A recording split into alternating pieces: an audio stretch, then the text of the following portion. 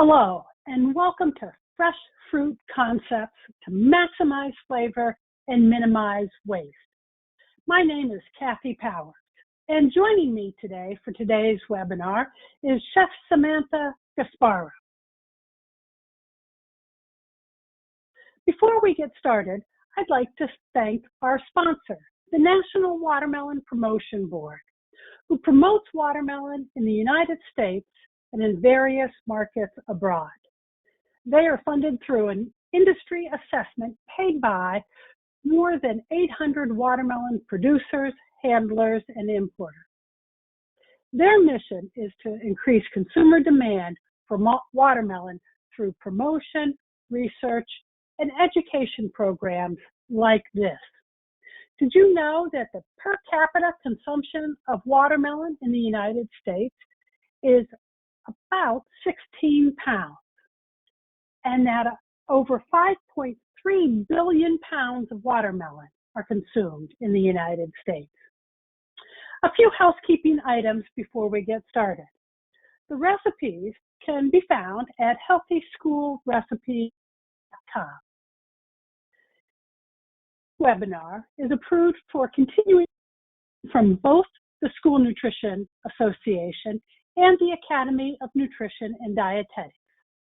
And those certificates are available under the handout tab.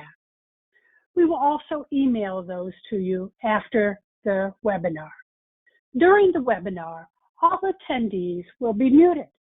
However, we love your questions or comments, so please find your question bar and feel free to ask us questions throughout the webinar. We will also have time at the end to address some questions. If you have any technical issues, please access the help screen at the top of the attendee control panel. An overview of today's webinar. After the introduction, I'm going to talk about waste reduction. Then Chef Sam will illustrate that concept with a terrific recipe. It'll come back to me where we'll talk about seasoning fruits and how you can maximize flavor. And then Chef Sam will have a second recipe. Come back to me after that recipe and I'll talk about extending the season for fresh fruits. And then Chef Sam will wrap up with another recipe demonstration. Then we'll have key takeaways and talk about how you can apply this in your kitchen operation. And then we'll finish with some question and answer time. As always, we have a giveaway, and today we're giving away our knife kit package. This is a professional knife valued at $75 with a knife guard, our favorite bench scraper. I'm sure you're going to see Chef Sam use that today. A knife sharpener, our Healthy School Recipe pot holder. We are also adding a strawberry huller. This is indispensable in your kitchen.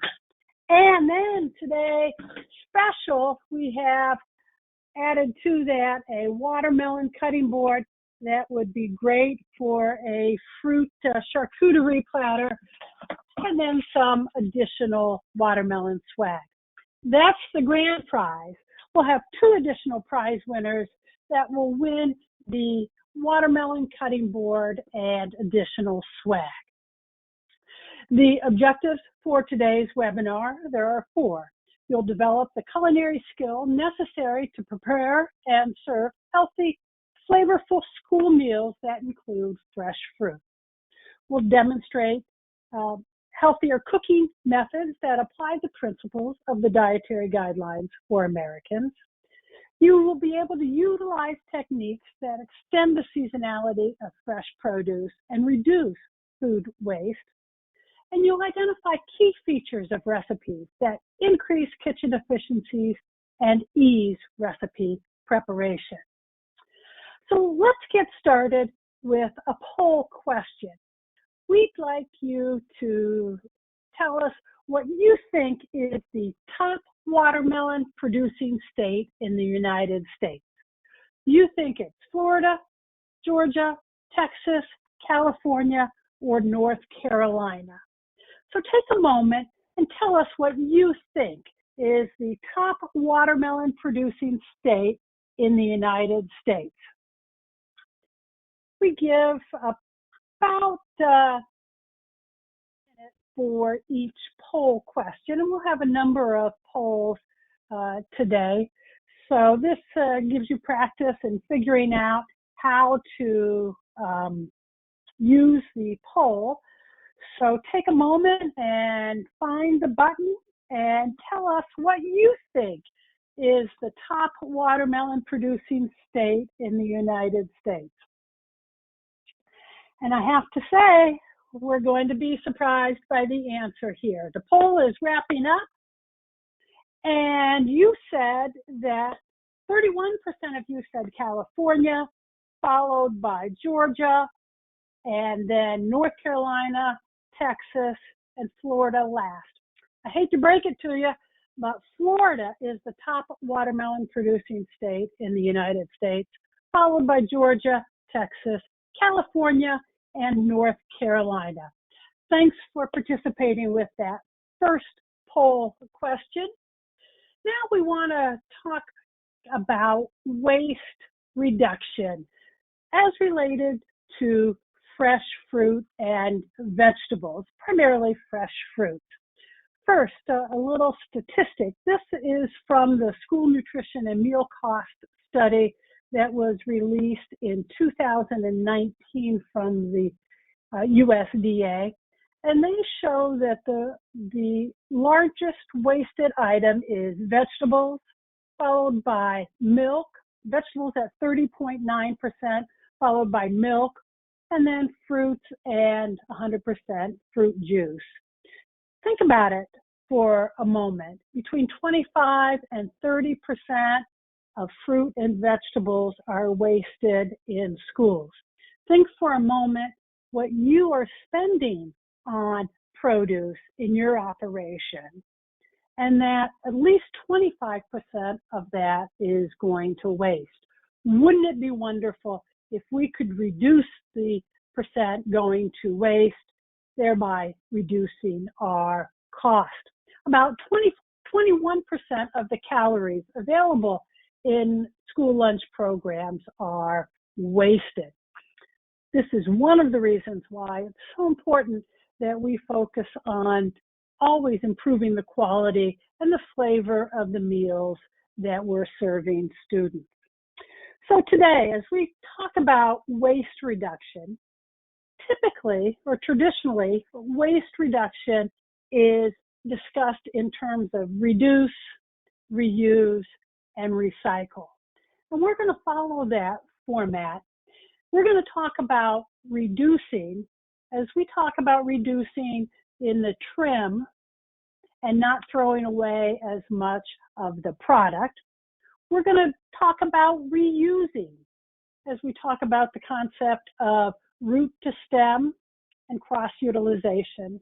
And then finally, the last and the least important is recycling. We'll talk just a moment about composting.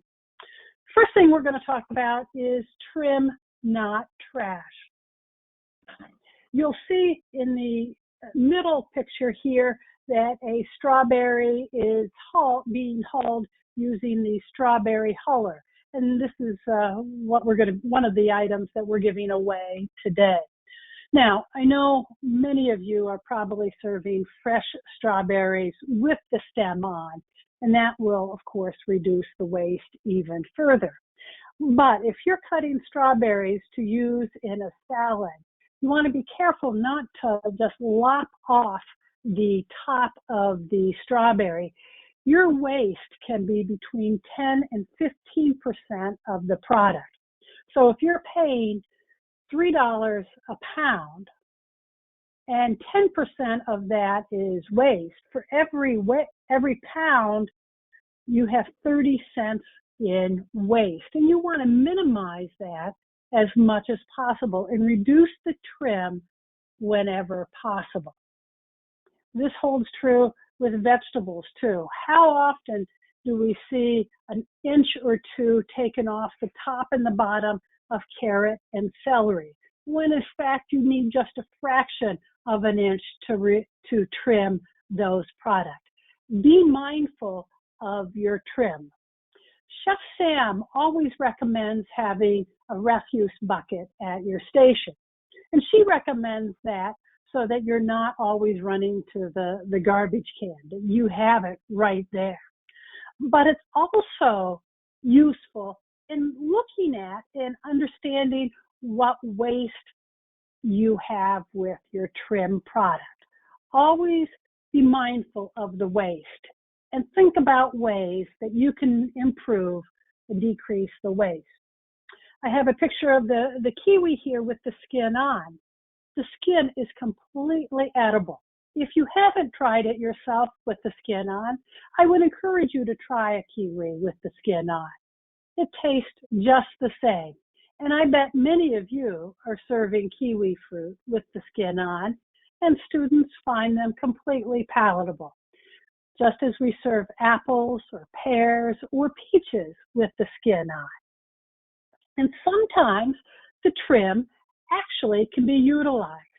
And Chef Sam will show us a recipe for utilizing the watermelon rind.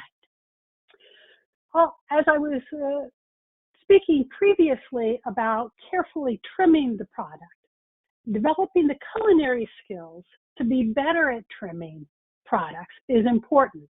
This is a downloadable, reproducible culinary skills at a glance guide that we have on Healthy School Recipes. And we'll send this out to you after the webinar that shows a step-by-step for cutting watermelon while reducing waste.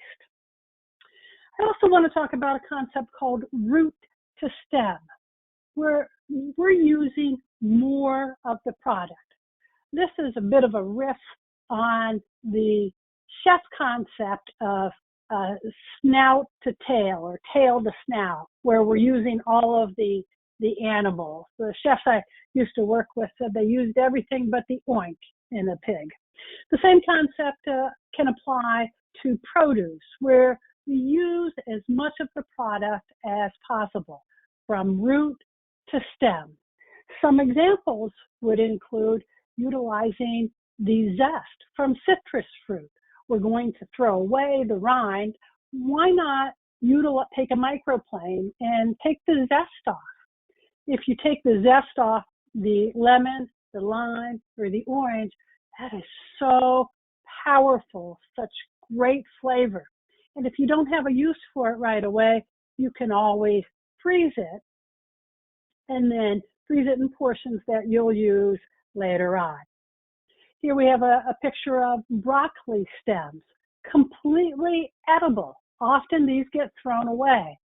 The outer part is a little bit rough, but if you trim them, they'll be delicious and can be used in stir fry, just as the leaves of the broccoli can be used as well. When thinking about better utilization of the product, I want you to consider a concept called cross-utilization. I like to call it core and more. This is where we take a single inventory item and we use it in many menu items. Particularly important with produce, so that we're utilizing it in more items so that the product we bring in doesn't get wasted. An example with watermelon would include maybe using it as a watermelon wedge, serving it fresh, and then serving it in a fresh fruit cup, maybe then serving it as a watermelon kiwi smoothie, or as frozen frosted bites, or as a watermelon slushy. So think about how every ingredient you bring in can be used in multiple ways. And then the third option, after you've used everything, is to recycle. And here we're talking about composting. This is a school district outside of Minneapolis that I had visited over, it's been about 14 years now, and they were composting in the cafeteria their waste. But you can also compost in the kitchen. This is an example of the community gardens in the Carmel Clay School District in Carmel, Indiana. And you can see in the first photo the compost bins where they're bringing the waste from the cafeteria that then will be used in one of the 96 garden plots. And these are some of the staff from the high school. They have their own garden plot where they're growing fresh basils and tomatoes. This is a school that I visited in Hawaii, and again, this was about 14 years ago, and the kitchen was saving their waste, their food waste, and they were using it in their vermiculture or worm bins. And they even tied this in to the classroom where they had a worm bin in the classroom. So as we think about reducing waste when working with fruit, think about reduce, reuse, and then recycle. Chef Sam is going to join us now, and she has a terrific recipe for using the watermelon rind, something that we often throw away. Chef Sam is the executive chef for HealthySchoolRecipes.com. Previously, she was chef and nutrition coordinator for the Wyndham Raymond Schools in Maine. She has a bachelor's degree in culinary nutrition from Johnson & Wales University, and she's on the advisory board of the Culinary Institute of Child Nutrition at the Institute of Child Nutrition. Hi, Chef Sam. I see you have a big, beautiful watermelon there. I do. I am ready for this amazing watermelon recipe and talking about waste reduction and using this beautiful rind. Well, we have lots to cover. Okay, great. So I am thrilled to be here today to talk about waste reduction in school. I think it's so important to make sure that we are using the whole product. And one of my favorite parts about including watermelon on a menu, whether it's a fruit salsa or a fruit salad, is that underneath this rind is just one solid piece of watermelon flesh. So you're really talking about, not like a cantaloupe that has seeds in the middle that you have to take off. There's just so much yield inside of this for fruit once you take the rind off. So I'm going to go through over the course of 2 recipes how to break down a watermelon, but for right now we're going to go through and we're going to take the rind off, and then I'm going to show you a delicious roasted watermelon rind recipe. It's got some spices, some herbs in it, and a little touch of Parmesan cheese for that savory bit. So what we want to do first is break down this watermelon. So you have a large watermelon here. It's really important when you're working with this large fruit to have your station organized, because if you don't have bins or pans ready for your product, then your cutting board is going to get very cluttered very fast, and that workspace can become dangerous and just not a kitchen efficiency. So you want to make sure you have your workspace all set up. So I have a pan here for my watermelon, and then I have a pan here that's going to collect all my rind. And then, as Kathy mentioned, I do always have my waste bucket at a station, and that's over off to the side in case I need it, although I'm not throwing much away of this beautiful watermelon right here. So now I'm ready to go. I have some gloves. I have my bench scraper, which is definitely going to come in handy when I have lots of watermelon on my board. So what we want to do first is cut both ends off. So we want to give flat surfaces. So we're going to cut just a little bit off, and it's really important just to make sure that you're cutting just a little bit. You can always go and take more off, but in this case where we're going to use the rind, I am totally okay with taking a little bit more off, because having some of the flesh in that roasted watermelon rind actually gives you the perfect kind of sweet touch to the roasted watermelon rind. Well, the natural sugars also are playing a part as you roast this watermelon rind, but you have that Parmesan cheese with that umami flavor and the saltiness of that, plus the sweet of the watermelon. So it really adds a little bit to it. So now I have a flat surface and I've stabilized my watermelon so it's not going to be rolling all over the place, which is really important for kitchen safety, is getting yourself a flat surface no matter what you're working with. So here I have my flat surface, it's secure, and then I want to take the rind off. So I know the rind is just this outside layer here and I can see it. So I'm going to use my eyes to really help guide how I take this off. Now, I know that this is round, so I'm not just going to take my knife in and go straight down because I'd be taking a lot of the watermelon flesh from the inside off. So what I'm going to do is just kind of allow my knife to follow the shape of the watermelon, the round, and I'm going to use this as my guide. So I'm going to take the first cut, and I'm just going to make sure you have gloves on for this, and also you have a nice good grip on your knife. And you can hold the watermelon with your other hand. So then I'm just going to peel it off like this, taking as little as I can off. So then what I'm going to do here is follow this, I'm going to follow this marker here. So that's where I have to, you can see here, that's where I want to cut off. So I'm using that as a guide to where I need to make my next cut. So I can just follow that line all the way down with my knife and you get a nice good cut. See, you can see that one was probably better than the first one. And if there's a little extra on there, no big deal. You can go and take that off after. So what we're going to do is, again, follow this down all the way to the bottom and just use this line as a guide. And then take that. This is Kathy. I just want to mention that you washed the watermelon under running cold water prior to the demonstration. So all the produce has been washed. That's very important, folks. Remember to wash all of the produce, even if you're cutting the rind off. Absolutely, especially, great point, Kathy. Yes, I actually washed and scrubbed all of this with a produce brush because we're going to be using it. So if there's any dirt on it, because you know the spots on the watermelon are where they sit, you know, the yellower spots are where they're sitting on the ground. So often there'll be really dirty parts on there, kind of crusted into the watermelon. You want to make sure you're scrubbing that really well with a produce brush because we're going to be using this. So that's exactly a good point, Kathy. So I'm just following this down right here, taking all this off. And this is where I said you have this beautiful watermelon that's just got all that fruit in there, which to me is just yield. So when we used to make fruit salsas in my district, I was like, it's gonna have to be watermelon because you can just get so many tiny dices out of this. The yield just makes it so great for fruit salsas or fruit salads. So I'm gonna put this off to the side. If I had any big bits of like this, is probably the only one I'd go back and trim up a little to take that off. I'm not going to roast that up because that's pretty thin.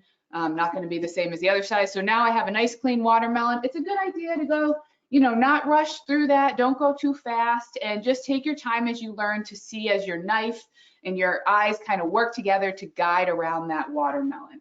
So now I'm going to grab my bowl here. So I have a bowl ready to go. And I'm going to start taking my watermelon out so I can dice it.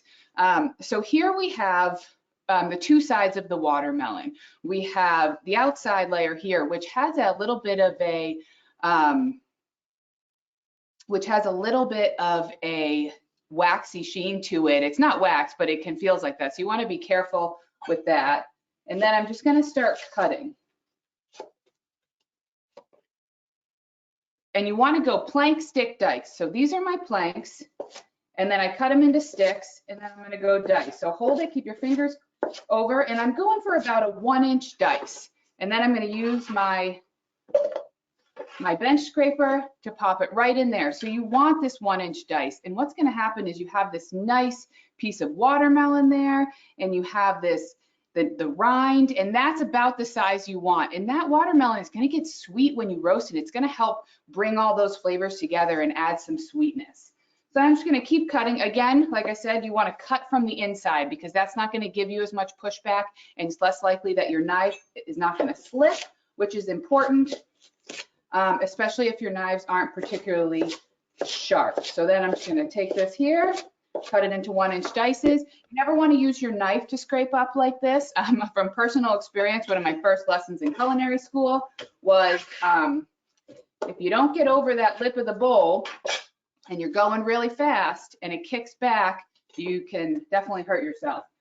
So I'm gonna grab another little piece here. So this watermelon flesh, I don't mind that that's on there. Like I said, it's gonna add to all that delicious flavor. So I'm holding this here, and then. So Sam, some of the folks might be thinking watermelon rind. I didn't know you could eat watermelon rind. But did you know that the first cookbook published in the United States in 1796 has a recipe for watermelon rind pickles? And I think that might be where my great Aunt Irene got her recipe for watermelon rind pickles. We also have a recipe for watermelon rind coleslaw on Healthy School Recipes. So the rind is completely edible. It is, and it's one of my favorites. It really is versatile. Like Kathy said, you can roast it, you can pickle it, which I know I love to pickle, and all of these different things you can do with it, make the coleslaw, and it really is versatile, and it's something that often goes into the trash, and a lot of it. As you can see, I got quite a bit of yield, and I'm really not even halfway through the rind. Just don't want to overflow my bowl here, but you really, it's a usable part, and you roast this down and it becomes like a tender crunch of a bite. So it's really usable. And I think that this recipe is particularly kid friendly because you have that roasted vegetables. As we're beginning in schools to see more and more roasted vegetables, this is a great opportunity to add this in there and give them that sweet and savory combination that our students love. So now I'm going to add a little bit. So I have my watermelon rind chopped in a bowl. You want to make sure that your bowl's not too big, so when you go to mix everything, it's like falling out and making a mess, which happens to me all the time, but I try to avoid it when I can. So now I'm just going to add a little bit of oil. This is just a bland oil. It could be a canola olive oil blend or just a canola oil, vegetable oil, just something with not a lot of flavor. And I'm going to add some oil. And then I'm going to grab my spatula and just, I like to mix the oil all over the watermelon rind first before I add my spices, just so I get a good stick. And I'm not adding too many spices to this, so I'm just gonna add them right in here. This is some crushed dried rosemary, some herbs. So that's crushed dried rosemary. And then I have some thyme, some dried thyme. I'm gonna add a little bit of pepper here, black pepper, little bit of granulated garlic, not garlic powder. Garlic powder tends to clump on things and it doesn't really distribute well in dishes. So always use granulated garlic. It just has way better distribution in dishes. And I really like the flavor and the texture better too. So now I'm gonna add some granulated garlic, and also the same thing goes for onion too. And then I'm gonna add a little bit of salt. And so this salt is just going to bring together all of these flavors. It's not going to make it salty, but it's just going to help bring all the flavors together and make the rosemary taste a little better, make the thyme taste a little more powerful. So now you can see that's nice and coated, and now I'm going to add my Parmesan cheese. So there I have the cheese added. I'm going to stir that in, and really it's just a delicious, you can see it changes the look of it, the texture. You can get the flavor in there. And now I have my parchment lined sheet pan. And you want to keep that, the parchment on here. It's just going to save with the cleanup a little bit, make it easier to pull this right off the pan. But you don't need to spray the parchment or anything. There's only specific recipes where you really want to spray parchment paper. But most often that really is what is your nonstick and helping you prevent things from sticking. So I want to make sure I'm adding my watermelon here right to the pan, and you don't want to overcrowd the pan. That's the biggest trick to roasting any vegetable or fruit, is you don't want to overcrowd the pan. So here we have this right on here, and the airflow is important because if you overcrowd the pan, what you're going to do is create a steaming effect, because as the watermelon heats up and starts to cook, it's going to steam those around it if it doesn't have proper airflow. So what we want is them spaced out so they can have airflow. They can be touching, that's fine. You just want them to have airflow around it so they can get that nice caramelization all around the rind and really cook properly with the high heat temperature. Because roasting is a high heat, dry cooking methods, a dry cooking method. So that way we're not adding, we're not adding any moisture. We want to pull some of that moisture out of here. So there'll be some reduction in size of this watermelon rind as well, as that flavor just kind of caramelizes and condenses to make for the perfect delicious bite. So now I'm going to add this into my oven. And that's going to cook for about an hour, depending on the size of your sheet pan. The full-size sheet pans, fully loaded with that, will take about an hour to cook. And you want to stir them a little bit, because as you know your ovens. The top cooks hotter than the middle, and the bottom doesn't cook at all. So you have to spin it, turn it, flip the racks, and do your thing with it. So you know your ovens. So you just want to make sure that they're gonna brown, but they're not gonna burn, and you might need to stir them. So now I'm gonna pull another batch that I made right out of the oven here.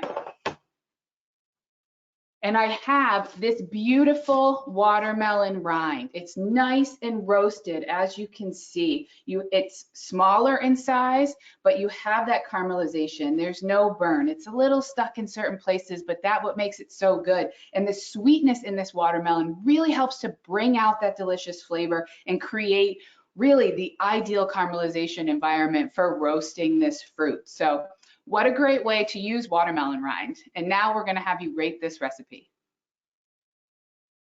Great. Thanks, Sam. Please take a moment to rate this recipe. By the way, Sam, Chef Bethany from California said to say hello. So hello, Bethany. I'm so glad that you joined us. Thanks for joining us. Sam, we had a question about cut gloves. Post Libby was asking if we recommend cut gloves. And I know some schools use cut gloves. I recommend, if you do have a policy for cut gloves, that they be good fitting cut gloves. I also use a cut glove on the hand that I'm holding the product with, not on the hand that I'm holding the knife. I like to have my knife touching my hand. What do you recommend, Sam? I agree. I think especially as you're learning, and if you're new to the kitchen, a cut glove is not a bad idea, because it's just going to give you that layer of protection. It's just really with the cut gloves, making sure that, as Kathy said, it's on the hand that's not holding the knife, and also that you're wearing gloves over that on ready to eat food, really on any foods, and that you're keeping a sanitary space with the cut gloves. I think that's always my biggest hesitation with them, is just that sanitation piece, but making sure you're really in tune with that, and making sure you're covering that properly to prevent any cross-contamination. But if you are new to the kitchen, I think it's not a bad idea as you kind of develop your knife skills and your comfort level with a knife. Great. So let's take, Sam, they were asking, what temperature do you roast it at? Oh, so the temperature, again, is going to depend on your oven, but most roasting is going to occur in a school nutrition oven, probably around 400. If they're running really hot, maybe even 375, you want to make sure that they're not burning. So however your oven works, but really the higher temperature, around 400 is ideal. In a home kitchen, you might even do it around 425, but I don't think in a school nutrition kitchen you would want to be that high, just because they tend to run pretty hot. So like your oven, but around the 400, and if you feel like you need to turn it down a little, that's fine. You're just creating that caramelization of the product, really. Great. Let's look at our poll. 61% of you said you might give it a try. 17% said good chance that it'll work for your school. 8% said definitely would be a hit, and only 14% said unlikely to use this recipe. I hope you try this recipe. It's really cool. So now I have my slides up, and I want to mention that you can take your phone and your phone camera and scan it over the QR code, and that'll take you right to the recipe on healthyschoolrecipes.com. Or you can just go to the website and search for watermelon rind Parmesan. Next, I want to talk about seasoning produce, or seasoning fresh fruit. So flavoring and seasoning fresh fruit is important, especially if the fruit isn't tasting great. We know that kids love eating fresh watermelon. They love eating fresh cantaloupe, fresh apples, fresh oranges, but it doesn't have to stop there. We can do so much more with seasoning uh, and flavoring our fruits. Just looking at the different ways, I think in terms of using fresh herbs, fresh mint and fresh cilantro are just naturals with fruit. Fresh mint will give it a sweet taste. Cilantro is great in doing fresh fruit salsas, like a melon salsa or a cucumber strawberry salsa. But you could also use basil and fresh parsley with fresh fruit. Spices as well go well with fruits, whether it's a spice like ginger, which is a root, or star anise, which is a flower, or the fruit of a nutmeg, or a spice like cardamom or cinnamon. These are great for fresh fruits. If you're roasting apples or maybe roasting some grapes, these would be great additions to the fresh fruit. Don't forget, too, that you can make your own seasoning blend. You might want to do a fruit seasoning blend with ginger, nutmeg, and cinnamon. And if you blend that yourself in your own kitchen, you can control the sodium that you add. I want to mention too that acidic ingredients, particularly when working with fruits and fruit salads, do a lot to enhance the flavor, whether it's lemon juice or lime juice or the zest of that lemon. That does a lot to add a little freshness to the fruit. I also like to use fruit juice, particularly like to use the juice that comes from the number 10 cans of fruits that we use. Don't throw that juice away. And again, this is another waste reduction tip, whether it's pineapple or pear juice, that sweetness can be used in fruit salads. And I love to use a little juice in a fruit salad, particularly if the fruit isn't the ripeness that I want. Have you ever cut into a cantaloupe melon and it looked so beautiful, but it really wasn't completely ripe yet and it wasn't as sweet as you wanted? Well, if you're making a fruit salad, adding some fruit juice to that will help increase the sweetness and not add any extra sugars. I have a favorite dressing that I like to use with fruit salads as well. This is a honey mint citrus dressing, and the recipe is available in school quantity on healthyschoolrecipes.com. It's just very simply orange juice, lemon juice, a little bit of honey, and some fresh mint. And that goes a long way to add flavor to a fruit cup, particularly if the fruit isn't completely sweet. We're going to bring Chef Sam back now, who's going to show us how we can use different seasonings in a fresh fruit cup. Sam, before you get started with that, Chef Juan had a question about the watermelon rind. He was wondering if you could use watermelon rind in a soup or a stew. I think you could if you cooked it down long enough. I don't see why not, because if you know, just to bring this back to show you, to answer that, I mean, this is really, it's cooked down that it doesn't have a lot of chew to it. You know, it's a pretty soft roasted vegetable. So if you did it, I absolutely think you could, and I love that idea. So innovative, and I'm so glad you're on here, Juan. So I think that you could definitely do that. I would probably cut it small. I would probably cut it in smaller bits just to make sure you're sautéing it up. But I think that sweetness would be so delicious. I think that's a great idea. I love these webinars because it brings out all the wonderful ideas from everyone.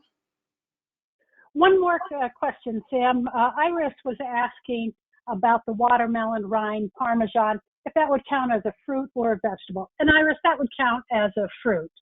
So that would be your fruit serving. So Chef Sam, show us the watermelon tahine salad. All right, on to the salad. I know the rind is pretty amazing, and I really suggest everyone try it. And it's such a great idea for allowing kids to sample this item because you already have watermelons. You know, you're just utilizing something that you've already purchased and you might otherwise be composting or throwing away. So why not turn it into a try it opportunity for these kids and really up the way the food presentation and flavor of the fruit that they're being offered.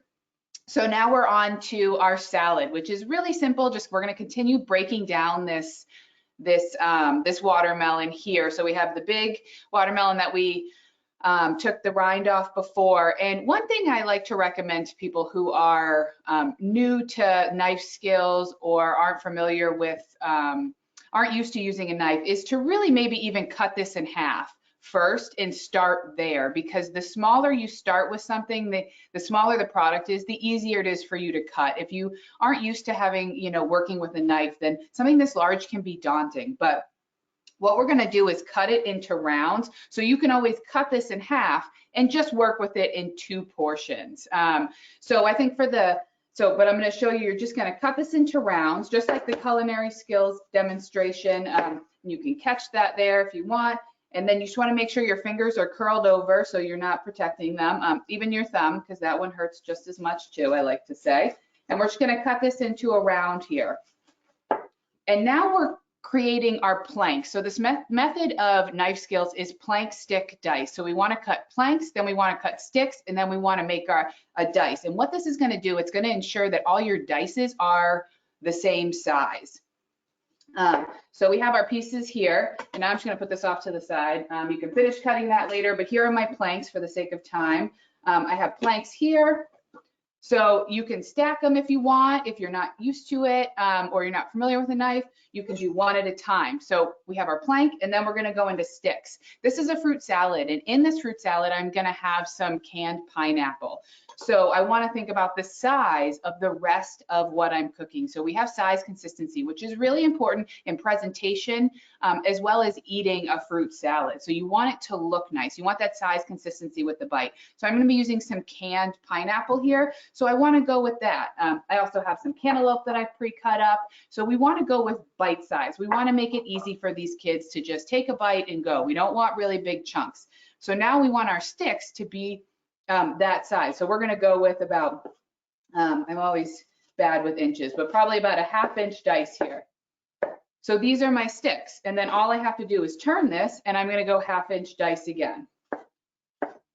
So I have that dice, and now I have this beautiful dice that's ready to match the other fruits that I have.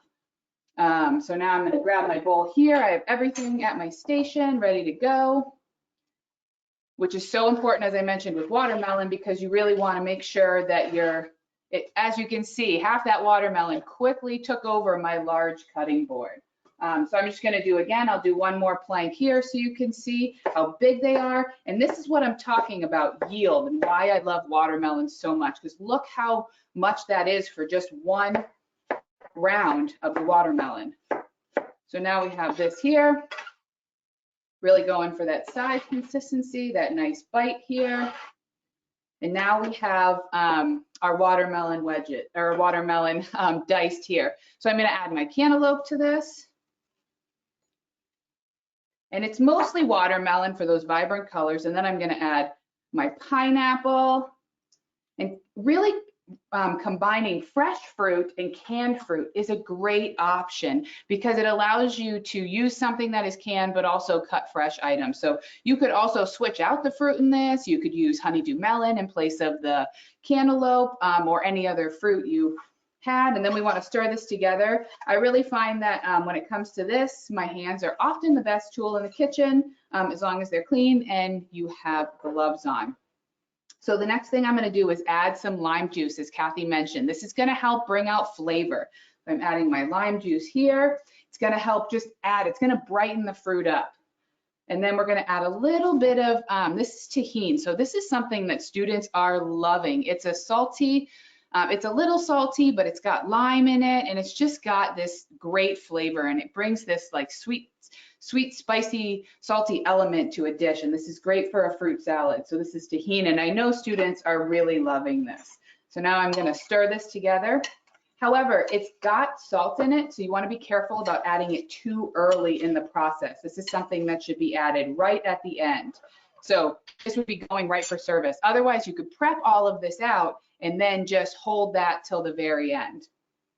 The last touch of this is I'm going to add a little bit of mint. So I have some fresh mint here. It's affordable. It goes a long way. And I just want to pull the stems off just like this. There's usually comes with just a little bit of stem off. So you just pull the leaves right off. And we're going to roll all the leaves together to get this nice ribbon of a leaf. That's just going to be a great garnish. So we want to curl our fingers over again, put the tip of the knife on the board, and then I'm just going to slice it into nice thin ribbons, making sure you're coming down with nice force at the end so we get that nice chiffonade. And you can see we have those beautiful ribbons right there. Perfect for a garnish for our fruit salad. And you can add fresh herbs. It's easy.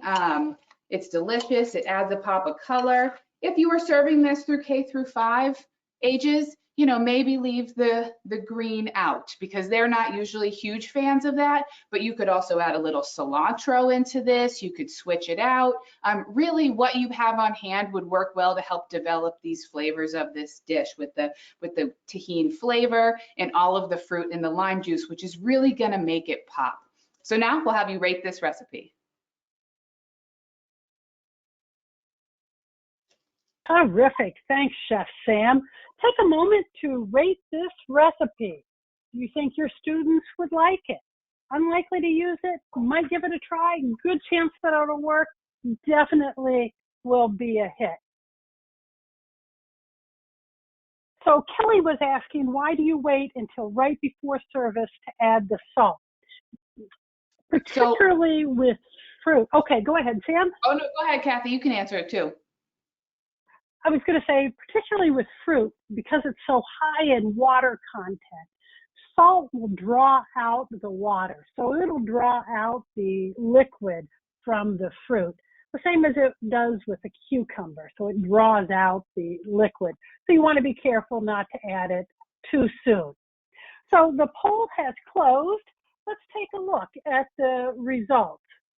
We see that 34% might give it a try, 38% a good chance that it'll work, 25% said definitely be a hit, and only 3% said unlikely to use this recipe. So great. If you like this recipe, I'd also recommend the gingered watermelon salad recipe that's on Healthy School Recipes. That is full of flavor as well. So next I want to talk quickly about extending the season for fresh produce. I want to mention first 2 USDA fresh fruit and vegetable programs because these are really terrific. The first is the DOD, the Department of Defense Fresh Fruit and Vegetable Program. This is often abbreviated DOD Fresh. It was started in 1995 with 8 pilot states and produce valued at $3.2 million. Today, there's been significant growth, and in 2021 school year, they saw a record $491 million spending in DOD Fresh. And this allows school to offer a wider variety of fresh produce And you can order this through your use of entitlement funds. And it can include local foods. The next USDA program related to fresh fruit is the USDA Fresh Fruit and Vegetable Program. And this is a federal program that provides fresh produce to children at eligible elementary schools during the school day. So it's not at service. But this allows you to introduce new and different varieties of produce to help your students increase overall acceptance and consumption of fresh, unprocessed produce. Talking about extending the season, many of us are purchasing local today, but we can also extend the season by looking across the United States for products. For example, we think of watermelon as just a summertime product, just as we think of citrus as being a winter product, or apples being a fall product. But actually, the season can extend. In this case, watermelon can extend from March all the way through November. And that's because it's grown throughout the United States. As we saw in our first poll question, there are a number of states that produce watermelon. When we talk about extending the season, we also want to be mindful of how we store produce. There are produce that produce ethylene, and there are produce that are sensitive to ethylene. Ethylene is the gas that's given off by produce like apples and avocados and bananas, and these will hasten the ripening of produce such as broccoli, cauliflower, and cucumbers. So you want to be careful when storing fresh produce. And this is a handout from USDA Food and Nutrition Services. We'll include the link when we send the email this afternoon. This illustrates how you should store produce separate. The ethylene producers separate from the ethylene sensitive. And of course, there are some produce that should be stored outside of the refrigerator from 55 to 65 degrees. Things like bananas, tomatoes, onions, sweet potatoes, winter squash, and tomatoes. And then the last thing I want to say about working with fresh fruits and extending the season is think about what Sam just demonstrated, utilizing fresh, frozen, and canned. Often we can add frozen or canned to our fresh, thereby giving a fresher appearance to all of the produce. So think about how you can extend the season utilizing combinations of fresh, frozen, and canned. And then finally, think about your freezer as a pantry. Freezing that lemon zest, freezing the garlic, freezing ginger, so that you don't have to chop fresh garlic every time you need it, but that it's available in your freezer. Or freezing extra produce like blueberries during the height of the season so that you can utilize that throughout the school year in various products. We're going to bring Chef Sam back now, and she's going to demonstrate a real fun recipe for schools, watermelon pizza. Welcome back, Chef Sam. Thank you. I'm glad to be here for the final recipe because I think it is a winner for kids. It's such a fun idea and a fun concept for them, and a play on a fresh and delicious pizza concept out of the watermelon. And it really makes it easier for school nutrition staff to break down the watermelon when all we're doing is cutting this into rounds. So we want to wash and scrub the watermelon because we're going to be giving the rind to the students. So whenever you do that, you want to make sure you're getting all the dirt off and you're scrubbing it with a produce brush and washing it, as we mentioned before. And we're just going to cut the end off, and then we're going to cut it into rounds. So again, I'm just going to hold the watermelon here. I'm going to cut it here. And then I want to cut it into about 3/4 of an inch round. So I always use my thumb. I don't know if that's true or not, but I feel like someone once told me that my knuckle to the end of my thumb was an inch, and I just believe them. So I'm going to estimate it with that, but you could also measure your watermelon for exact size. And what I want to do is just cut this into a round. And this is going to be the base of my pizza. So here, I'm going to get another one going. And here we have this delicious, you can twirl it on its side, pizza. So I'm gonna base for our pizza here. So I'll get this started, but you would just do that with the whole watermelon, break that down and cut it into rounds so you have this nice flat surface, a nice piece of watermelon to just build this delicious option. So then we have some yogurt. You can use, the recipe calls for Greek yogurt, but you could use any vanilla yogurt. It's a vanilla Greek yogurt. The Greek yogurt is a little thicker. It's a little higher in protein. It can also be a little more expensive. So depending on what your program has, and sometimes we don't want to bring in lots of extra things just for one specialty item. So you can definitely use regular vanilla yogurt for this. But today I'll be using Greek yogurt. So I'm going to put this right on top. I'm going to spread it, and I'm going to build the pizza just like this. So I would recommend having all of your wedges lined up on your all of your rounds lined up on your station. So then one person, you're working together, is spreading everything with yogurt, kind of like whenever you do wraps or things like that. So you're spreading about 4 ounces of yogurt on this whole wedge. And then someone's coming by and they're doing all the toppings, right? So you have a station all set up with everything there. And so you have all your rounds, one person cut the rounds, and then you have them laid out, and you have someone doing yogurt, you have someone doing the toppings. So you're really working together. And then after we have it topped, we'll cut it into those wedges. So the first thing I'm going to put on is some berries. And I actually, Kathy and I think alike with the strawberry huller, because it is a must in kitchens if you're ever going to have fresh strawberries. So I'll just show you the quick difference. So you just pull the leaves up here, and you have the strawberry huller. And this is the food waste she's talking about right here. As you can see, I don't want that leaf on there. Whereas if you're going to use your knife and do the same thing, that's going to quickly add up. I'll grab that. This is the one I cut. This is the one I just dug out. You can see the difference. This is going to quickly add up to a whole strawberry worth of waste because they're not very big and they're expensive. So make sure you have the strawberry huller, very not expensive and just a great option. So make sure you're using that. I just wanted to demonstrate the importance of that in food waste. So here I have some chopped strawberries. I'm just going to add a little bit on here just like this all over. So you can decorate your pizza. You could also let the students decorate their own pizza. Here I have some fresh blackberries I'm just going to place on here. I actually make this in my house for my kids all the time and let them decorate it, and they absolutely love it. I have 2 little ones.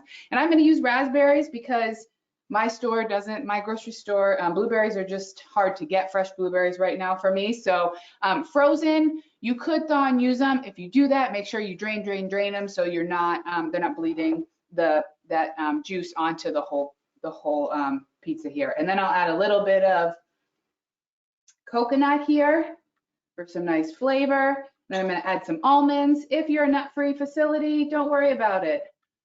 You don't have to have the almonds. They're just a garnish.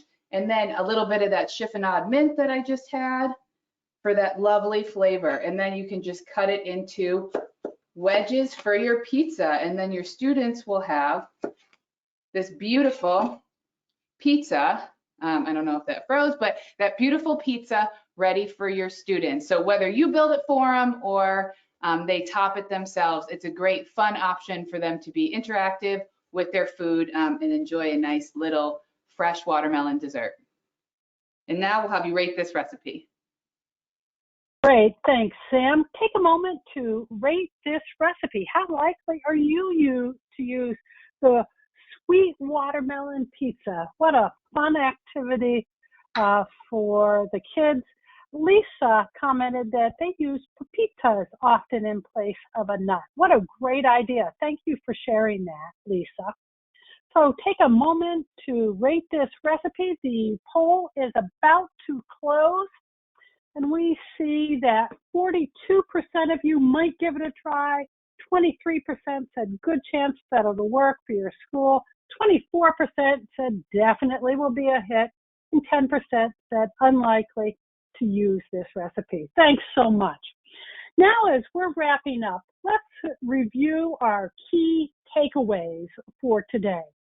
The key takeaways are, first, fresh fruit can be served both sweet and savory, as we did with the watermelon rind. Consider how you might use fresh herbs or spices to season fresh fruit. Utilize all parts of the fruit if possible, and implement kitchen efficiencies to facilitate produce handling. Let's now talk about how you can use this information in your kitchen. How can you increase fresh fruit on your menu? What seasonings can you use with fresh fruits? And how can you reduce waste in your kitchen? So think about those things. I want to mention a couple resources. Again, we have the Culinary Skills at a Glance. And this is a terrific handout that is available on watermelon.org.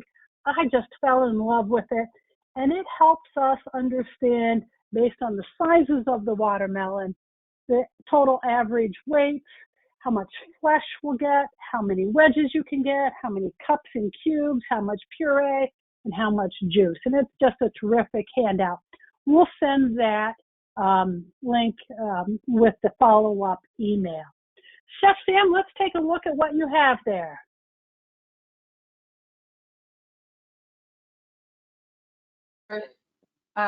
So I just quickly put these into containers or dishes that you might see in service, trying to show you how to maybe utilize it, except for the pizza, that just kind of speaks for itself. But I just love that activity for build your own or getting students to be interactive with their food, and then take the load off your work. You could just cup it and give it to them. Here's a beautiful fruit salad. It looks so nice to combine canned and fresh together and have that nice garnish on there, and really a good way to control cost and utilize different ingredients from canned to fresh. And as I said, the yield of the watermelon makes it a winner in my eyes about creating kitchen efficiencies. You know, you're chopping that and you're just getting so much yield out of it that goes so far in a fruit salad or fruit salsa. And here's a great opportunity to showcase your roasted watermelon rind, this savory fruit option, right? With some roasted chicken. This is a vegetable quinoa side dish there for your grain, and just some fruit, and really completing a meal for them and allowing them to have that great option on exposure and utilize that waste from the what might be waste as your rind. Great. We have another question, Sam. Christine was wondering how you maintain even serving sizes with the watermelon, because the middle is going to be thicker. I presume you would cut the end a little bit thicker, and then as you get towards the middle, you cut it a little thinner. Is that what you would recommend?